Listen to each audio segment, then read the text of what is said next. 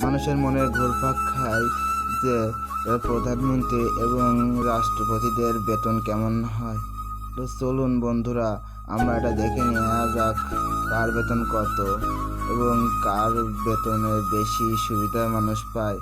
তো বন্ধুরা, আজ আপনাদের জানাবো বাংলাদেশের সর্বোচ্চ পদমর্যাদাধারী ব্যক্তিগণদের মাসিক বেতন কত এবং তারা সরকারি কি কি সুবিধা পেয়ে থাকে আশা করা হবে আজ এই ভিডিওতে। বন্ধুরা, ভিডিওটি দেখতে একটা লাইক দিয়ে থেকে শেষ পর্যন্ত দেখতে থাকুন। তো চলুন শুরু করি।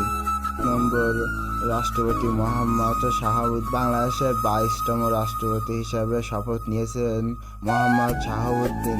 বাংলাদেশের রাষ্ট্রপতি হিসাবে মোহাম্মদ শাহাবুদ্দিন বেতন হিসাবে পান 1,20,000 টাকা।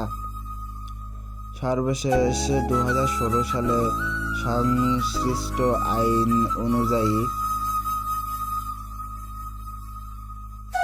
রাষ্ট্রপতিকে এই অঙ্গীকারের অর্থ দিতে হবে। এছাড়াও রাষ্ট্রপতি তার পরিবারের সদস্যর খাওয়ার,